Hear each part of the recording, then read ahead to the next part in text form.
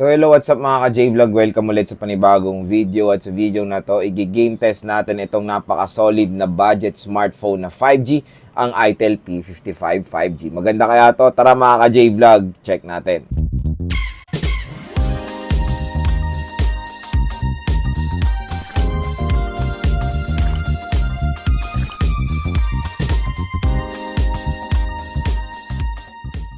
Bago tayo mag-start, ito pala yung quick specifications ni Itel P55 5G. Sa OS, meron siyang Android 13 with Itel OS 13. Sa chipset, meron siyang MediaTek Dimensity 680 na 6nm. Meron siyang octa-core CPU na merong clock speed na up to 2.4 GHz. And sa GPU, meron siyang Mali G57MC2. Meron siyang 6GB of RAM and 128GB of internal storage. At ang presyo niya dito sa Philippines is 6,999 pesos or almost 7,000 pesos. So, 6 na games ang ating iti-test: Genshin, Asphalt 9, COD, Mobile Legends, Farlight 84, and NBA 2K20. So, first sa lalaroin natin is ML at itong ating settings. So, HD mode naka-on, refresh rate super, graphics ultra naka-on, ang outline at shadow, at naka-full download na ang resources dito.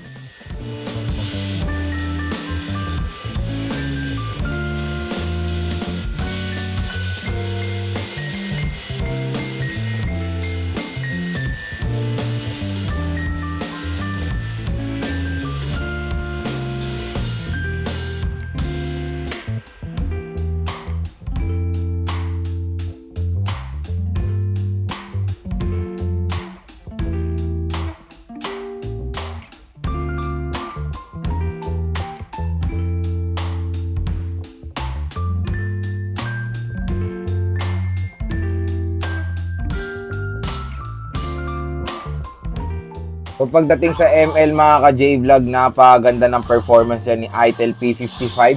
So solid chipset talaga to, MediaTek Dimensity 680. Super smooth sa high settings itong ML. Wala tayong na-experience sa any frame drops habang naglalaro dito. So ganda. Kung naghanap kayo ng isang smartphone na solid sa ML, na super duper affordable ng 5G pa, maganda i-consider itong si Itel P55. So next naman is IREL 55 next naman is Farlight 84. Set natin yung settings sa pinakamataas. Tignan natin kung hanggang saan yung kaya ni Itel dito. Kaya pa ba HDR? Wait lang, kaya HDR eh. So hanggang HDR lang ang kaya niya. So kailangan mag-login ulit. So HDR yung graphics. Tignan natin kung kakayanan ni Itel to kasi malakas din naman yung chipset niya. So yan, graphics HDR, frame rate extreme, at resolution natin nasa high.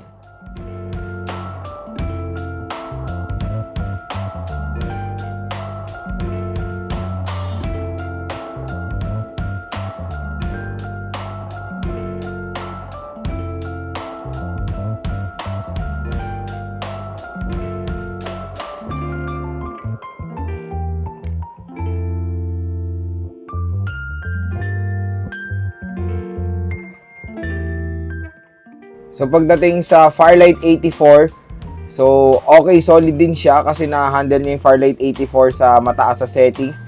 Pero may frame drops tayo from time to time pag nakamataas na graphics tayo. Pero tingnan niyo yung movement, okay naman. Ayan from time to time nagfe-frame drop siya.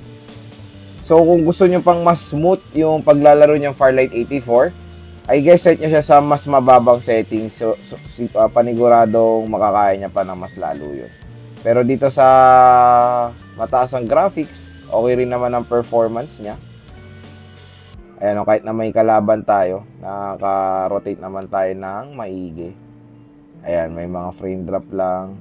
Pero playable pa rin naman siya kahit papaano. So next naman is COD. So ito yung settings natin both sa Battle Royale and multiplayer. So kung makikita nyo, hindi pa siya optimized gana sa graphics dahil medium lang at ang frame rate natin nasa high.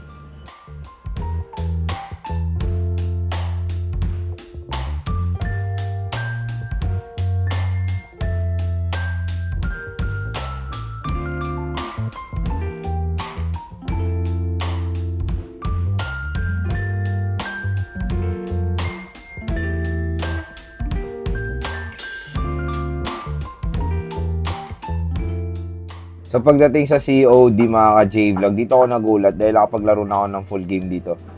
Maganda performance na, to be honest. Ayan, no? Smooth siya overall. Pati yung movement niya, rotation, kayang-kaya niya i-handle ito. Medium graphics din quality, sayang yung ano niya, pero hopefully next time is ma-optimize na rin yung chipset na Dimensity 680 at mas available pa yung mataas sa settings ng COD dito sa P55. Pero sa ngayon, may enjoy nyo yung COD dito dahil super smooth siya mga J-Vlog. Wala tayong experience any problems while playing this game.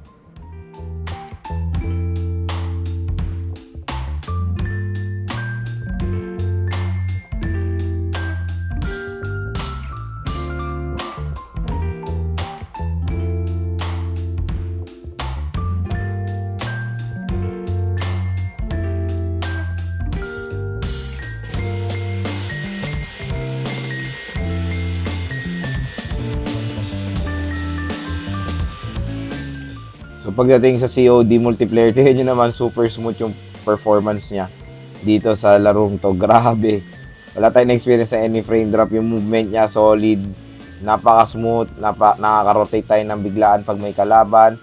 So kahit na may kalaban, di rin tayo nakaka-experience sa mga problems while playing this game. So yun, may enjoy nyo pa maglaro ng COD multiplayer dito sa ITEL P55. Super smooth po siya.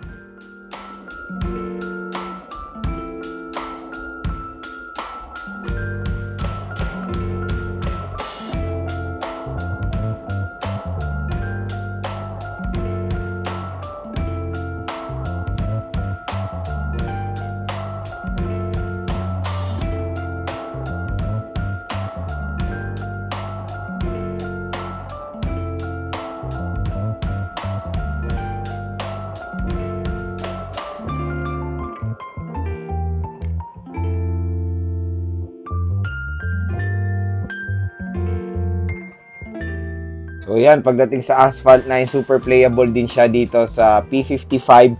Meron tayong slight frame drop nung nag-clash siya sa kotse. After nun, smooth naman yung performance niya. Maganda rin yung graphics niya. Very detailed yung mga kotse at yung shininess ay nakikita. So, ayun, solid po ang Asphalt 9 dito sa smartphone natin. So next naman is NBA 2K20. So kung makikita nyo, nakaset na siya sa high settings.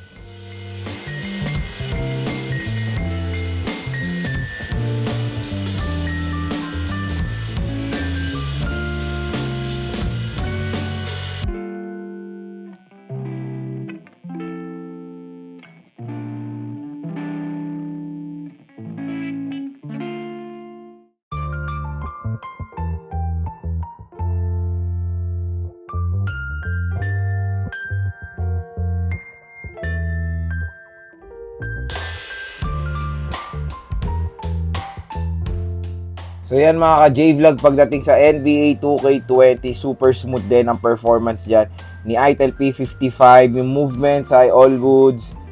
Wala tayo na-experience sa slow movement while playing this game. So yan, ang ganda po ng performance ng NBA 2K20 sa high settings dito sa ITEL P55. Next naman is Genshin Impact. Ngayon, set natin siya sa mataas sa settings mga ka-J-Vlog muna. So highest 60 FPS, naka-on ang motion blur. So let's try. Kung mapansin nyo, mas gumanda nga yung graphics niya, pero tingnan natin kung playable nga ba siya dito. Pero kung makikita nyo, nakakagalaw naman tayo na naka-on yung motion blur. Ayan, no. Compare sa mga ibang smartphone, naka-presyo neto na super duper ano na sila, frame drop na or slow movement. Pero dito kay ITEL P55 ay tingnan nyo, all goods. Yung motion blur, nakakagalaw tayo ng mabuti. Merong mga slight frame drops. Pero yun nga, napansin ko, pag naka-on yung motion blur or nasa high settings, nag-i-start na mag-build yung, yung heat niya. Hindi pa naman sobra, pero na-feel ko na yung warm niya. Ay grabe, kayang-kaya niya sa naka-on yung motion blur. Next naman, i-off natin, pero naka-high settings pa rin. Solid itong chipset na to ha. Ngayon ko lang kasi na-try itong 680, Dimensity 680. So naka-off to. All goods din mga ka-J-Vlog. Kayang-kaya ni ITEL P55 maglaro ng Genshin sa high settings. Ayan Ang ano kasi dito yung rotation di ba? Usually kasi parati tayo umiilag, gumagalaw, nakikipaglaban. Tingnan nyo naman, all goods na all goods dito. High settings to So, yun. Kung naghanap kayo ng isang smartphone na super duper mura, 5G na nga at kayang Genshin, magandang consider itong Itel P55 para sa inyo. Yun na mga ka-J-Vlog, yung ating gaming performance dito sa Itel P55. Solid, nagulat ako sa performance nitong smartphone na to sa gaming. So, yun nga, disclaimer, first time ko kasing na-try talaga yung MediaTek Dimensity 680 5G. Alam ko na matik na kaya to for gaming dahil lahat naman ng 5G ay maganda for gaming. Kahit yung basic nga, yung Dimensity 700 before, di ba okay na yun for gaming. Pero syempre dito sa 680, mas all good siya, mas maganda. And yung GPU niya kasi, of course, Mali G57 MC2, mas okay itong G57 MC2. At yan, napatunayan ni Itel P55 sa Genshin mga ka-J-Vlog na kaya niya na naka-on yung motion blur. Smooth siya sa ML, COD at sa iba pa. Medyo nagkaroon lang tayo ng konting frame drop or nakaka-experience tayo ng frame drops when it comes sa Farlight 84 sa pinakamataas sa settings na kaya niya. Pero yun, kung gusto niyo makalaro ng mas smooth ng Farlight, yun, pwede niyo naman babaan yung graphics niya. So, solid mga J-Vlog, okay na okay pang gaming itong Itel P55 ngayong 2023 and of course sa 2024. Kaya kung naghanap kayo ng isang smartphone na maganda for gaming and of course very affordable lang, magandang consider itong Itel P55. And syempre, maganda siya for gaming din dahil yung connectivity niya mga ka-J-Vlog is 5G na po. Yes, 5G smartphone sa entry level segment ay nandito na po. Nakikita na natin, I think si Itel yung mga unang brands na nag-offer ng 5G sa ganitong murang halaga lang. Kaya kung interesado kayo dito sa Itel P55, ayan mga ka-J-Vlog, i-check nyo na po yung link neto sa description. Napaka-solid netong smartphone na to.